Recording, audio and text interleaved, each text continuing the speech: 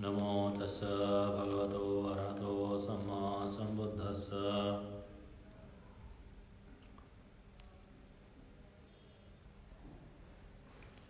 Good evening and welcome to another Dhamma session.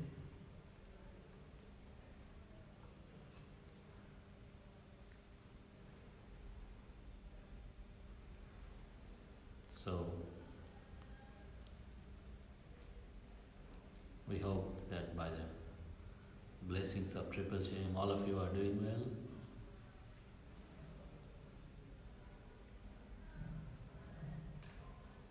As things are changing, including our internet, comes and goes. Sometimes network good, sometimes not good. So it is a wonderful time to reflect upon impermanence. Contemplate impermanence, anicca. Because that is the reality of our lives.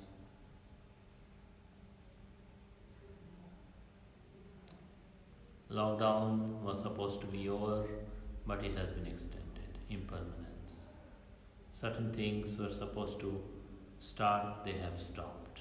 Certain things were supposed to stop, they have started. So, the bottom line is impermanence.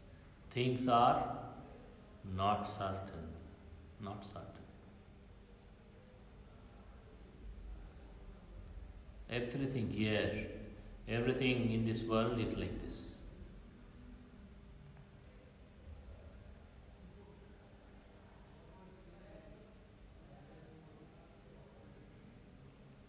So if you are feeling restless, bored, anxious, worried,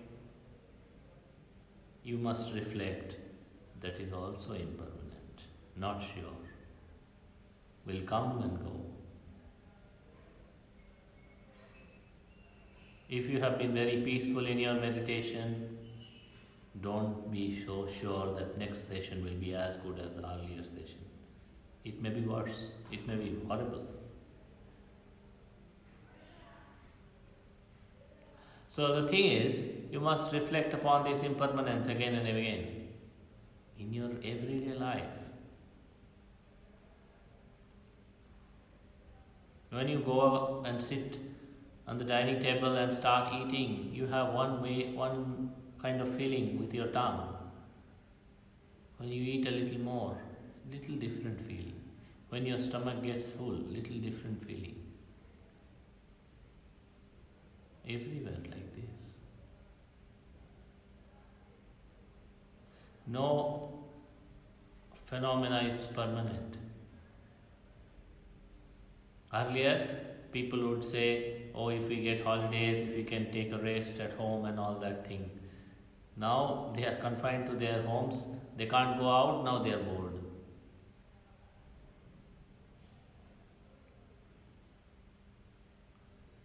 Because all these are our notions, our wrong ideas, our wrong views. This will be a cause of our happiness. In reality, none of these things are the actual causes of our happiness. They are just conditioned phenomena. Change all the time, changing. They can't be permanently satisfactory. Can't be.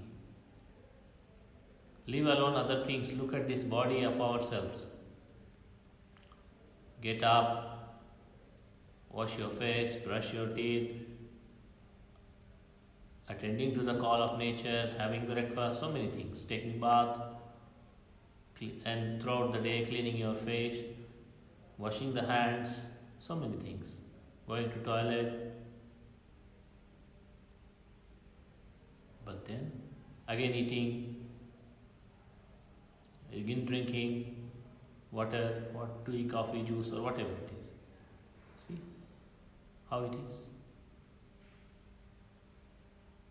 Not satisfactory. Because again you have to do the same thing. After spending hours and hours, if you calculate the number of hours we have to spend on this body, feeding and drinking and taking bath and going to the toilet and taking bath and washing the face and brushing and so many things to just to manage the body, washing our hands, hours and hours. Even then it becomes a source of dissatisfaction, because after some time it becomes dirty, or it becomes hungry, or it becomes thirsty, or it has to go and urinate and excrete, all that. No satisfaction after doing all this, spending hours and hours on this body every day. Just think, contemplate. So what to do? Contemplate impermanence in this. Oh, this is impermanent. This is not really permanent object, one solid object as it appears, changing all the time, visible here and now.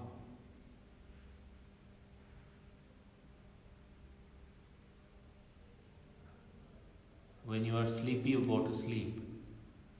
But that sleep is not permanent. Some point of time you will anyways get up. Whether other people are waking you up or not, you can't sleep anymore. And other times when you are sleepy, you can't stay awake. It's like this. Conditioned phenomena it is. Changing. Everything here in this body is changing. Mind also changing. Sense objects are coming. Who sees the sense objects? Who sees, who hears, who feels the smell? Yes, all these things arise on the eye or ear or nose or tongue or body, but understood, felt by the mind. Just take a dead body. If you put a beautiful fragrant thing next to the dead body or a very horrible smelling thing next to the dead body, does it react? It is also a body.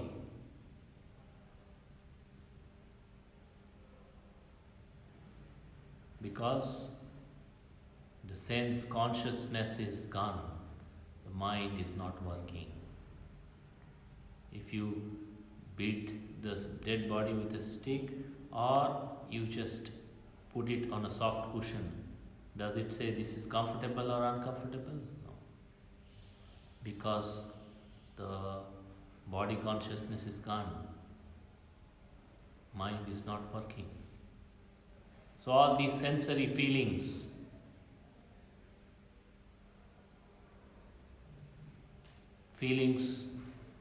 in connection with the eye, which arises in contact with the eye, chakku sampassaja vedana, sota, feelings with connection with the ear, nose, tongue, body. Who is feeling them? Mind is feeling them.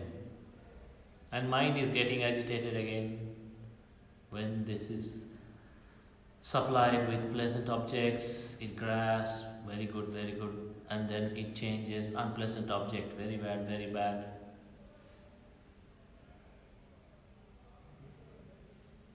There is no satisfaction in the mind.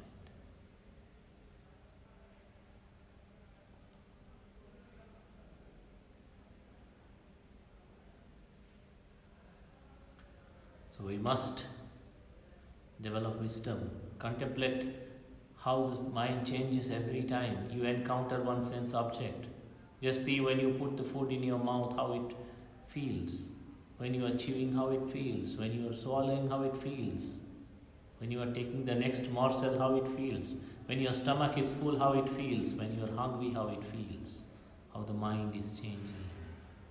When you are smelling things, seeing things, hearing things, thinking in the mind, how it feels. Changing.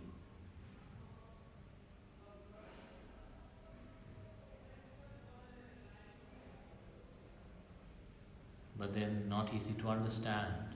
Why is it not easy to understand? Because mind has a lot of grasping, mind has a lot of craving.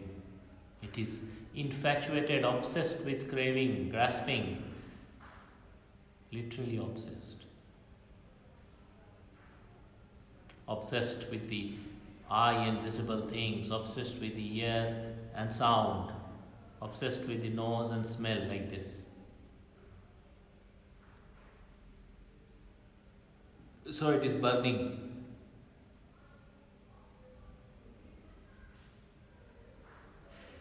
Eye is burning, visible things are burning, eye consciousness is burning, feelings born of eye consciousness, contact between eye and the visible things, feelings created by that is also burning because of greed or liking or aversion. And primarily, why greed, aversion arising? Because of ignorance. Not knowing. This is not me, not mine, not myself. This is just impermanent phenomena, changing. No I here, no satisfactory phenomena here. That's all. So we have to contemplate impermanence in our day-to-day life also.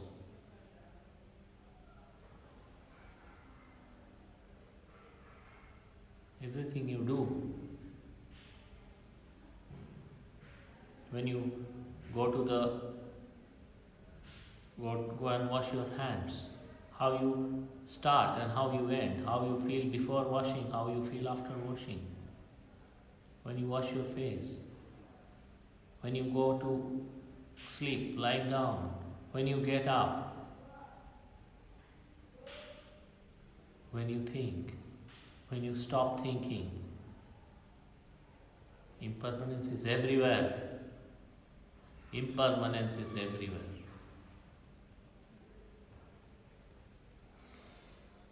You have to contemplate. We all have to contemplate on them again and again.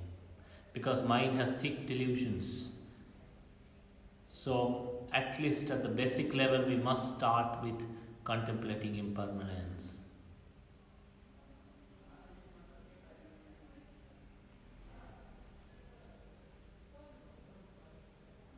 Ultimately, that's what matters. No matter how much you gain or lose, or no matter how much happiness or suffering you experience, if you do not know impermanence, everything is unsatisfactory. When you know impermanence, then you can enjoy the things correctly. There is an enjoyment of the correct way. When you are eating the food, not enjoy with delight and lust or craving, but enjoy with a gladdened mind. This food is for supporting the body.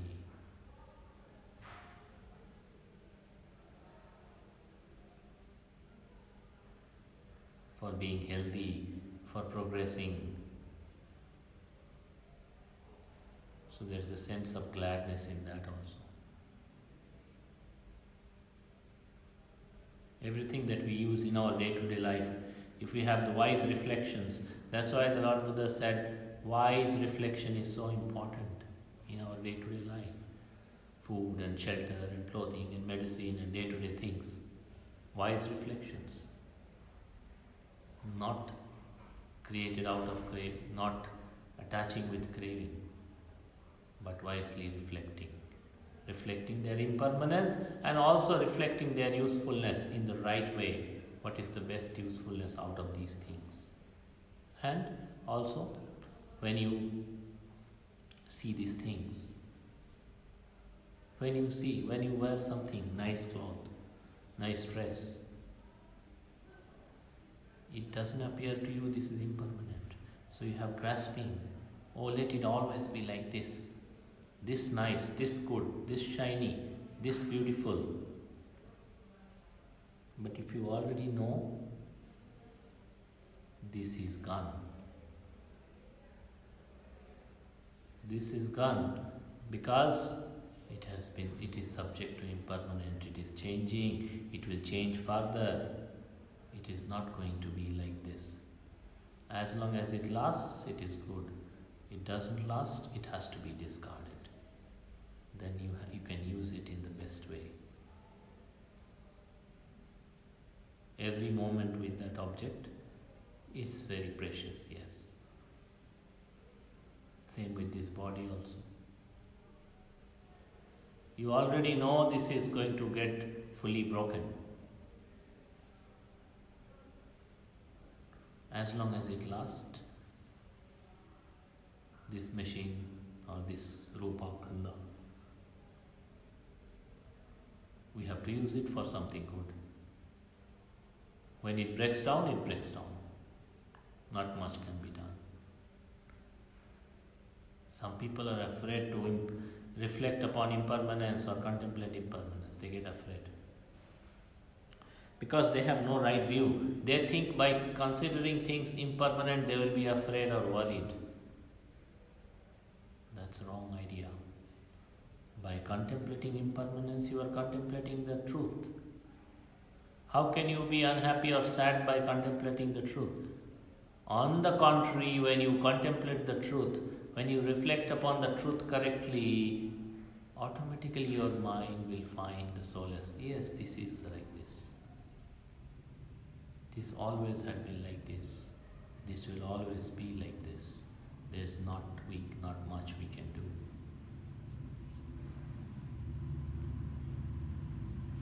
And when you reflect on the truth with a wise mind, automatically your mind will be glad, happy, peaceful. Because it doesn't have wrong ideas. The whole purpose of grasping comes from the wrong view, from avijja, from ignorance. It cannot come from wisdom. When you know things are broken, you wouldn't be clinging to them. You just know what is the best way to use them, that's all. And then one day it will go, you will let it go, that's all. No big deal.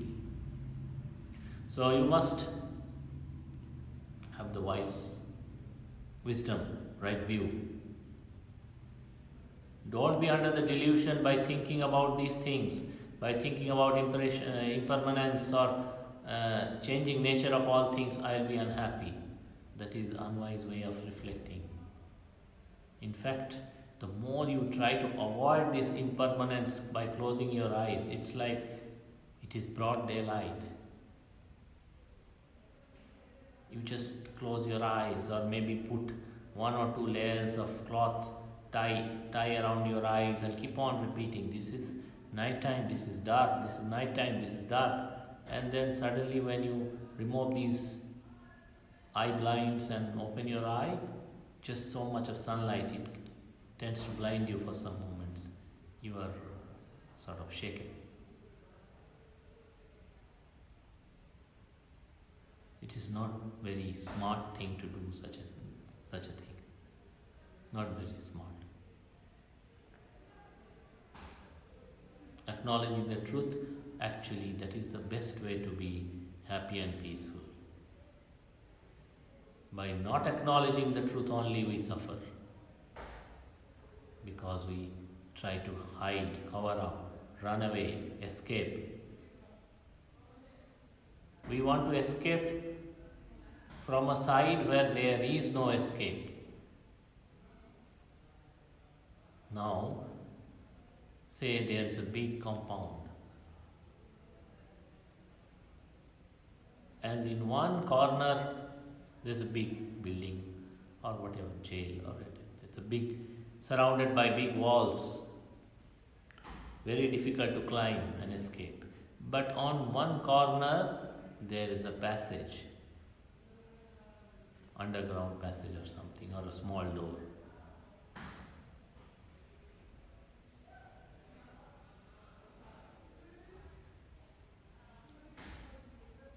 So if you have to escape from this big walled compound, this jail, this prison, then you have to take that route, simple, where there is an opening, actual opening.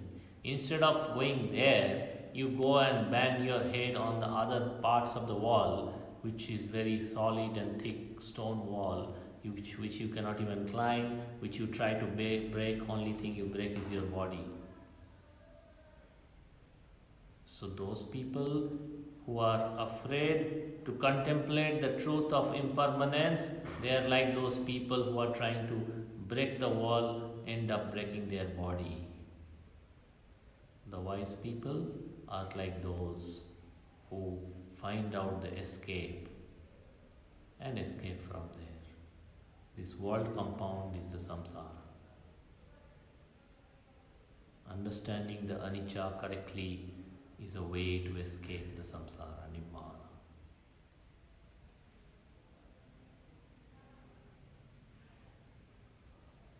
So you must reflect.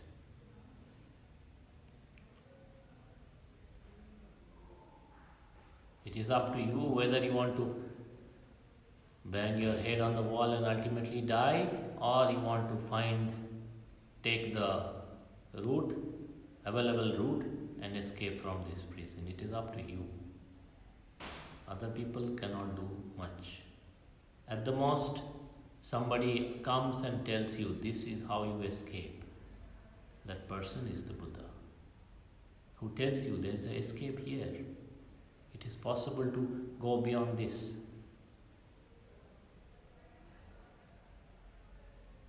The Samma Sambuddha telling you, oh, this is how you escape the samsara, this is how you can go beyond samsara, reach nibbana. After that, he cannot do much.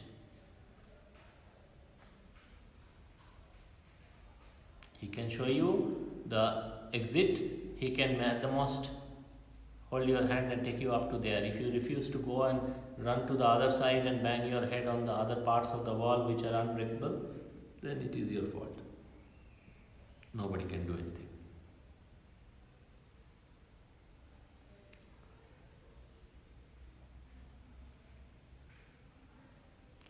So we must contemplate impermanence. Lockdown is there. Lockdown will get over slowly. Things will come to normal. That is also impermanent. Another new thing may come. That is also impermanent. Your life will change. Probably after this, so many things are changing, economies are changing, lives of the people are changing, livelihoods are changing, whole thing, every society, economy, everything changing. So your life may change forever after this corona incident.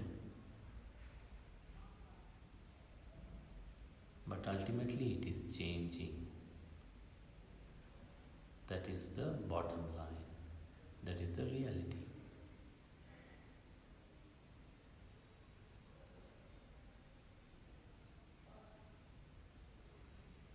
So stay with the change. Stay with impermanence. Stay with the idea. Stay with the knowledge of impermanence. Reflect impermanence every day in everything.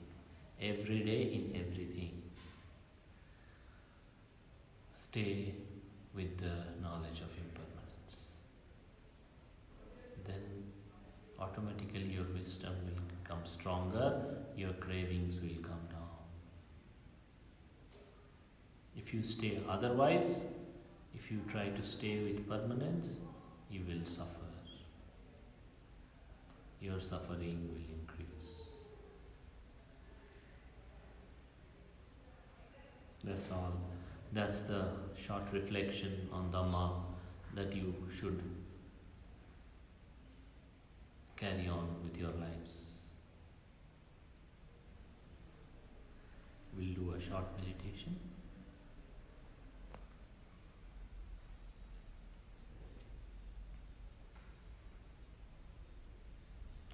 Sit comfortably and stay peacefully. Whatever is arising, passing away from head to feet, let things be, let the body be at ease. Let the mind be at ease. Things are changing in the body, things are changing in the mind. Why do you want to hold on to things? Why do you want to control even the objects of meditation? If it is your breath also changing, why do you want to control the breath or try to fix it? No need to fix it. It is bodily phenomena, also connect with mind. Just know it. No need to fix anything. Don't fix anything. Don't control anything. If you try to fix the breath, it is a problem. If you try to fix your mind on the breath, then that is also a problem. Don't fix anything. Breath is coming, going, you know it is coming, going. Mind is changing, let it be. When awareness is there, okay. When awareness is not there, okay. You cannot fix your awareness. You must understand, sati is not fixing. Sati is not control. Sati is awareness. When you develop the awareness, it will stay with the object. No need to fight. Don't fight. Just stay here with awareness.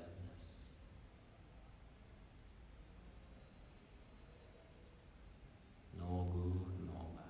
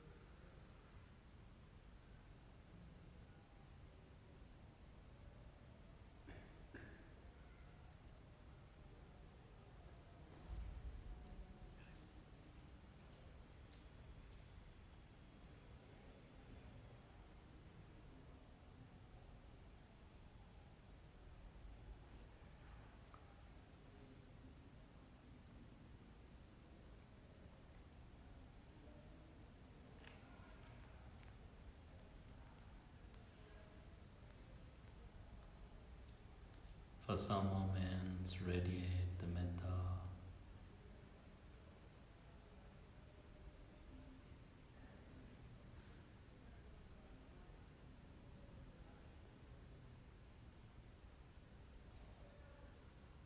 Metta to yourself and to all living beings.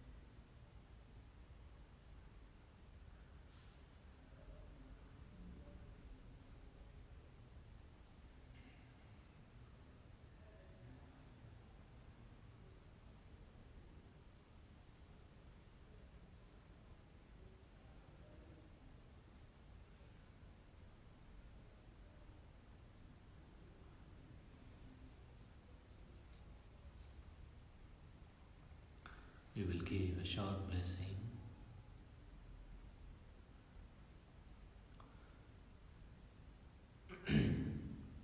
Sabetiyo vivajjanto sabbarogo vinasato mate bhavatu antarayo sukhe degayo bhava abhivadana silissa nityam vaddapachayino chattaro dhamma vaddhanti ayuvanno sukham balam ayurarogya sampatti Sagga sampatti meva cha adho nibbana sampatti minade samicchatoti bhavato sabba mangalam rakkantu sabba devata sabba buddhanubhavena sada satye bhavantu te bhavato sabba mangalam rakkantu sabba devata Sabba dhammanubhavena sada satye bhavantu te bhavatu sabba mangalam rakhantu sabba devata sabba sanghanubhavena sada satye bhavantu te sadhu sadhu sadhu. May by the blessings of Triple Gem and Bhante Ji and by the power of your wholesome actions, all of you be happy, peaceful, and free from all suffering. May all of you attain the supreme bliss of Nibbana. Sukhino bhavantu.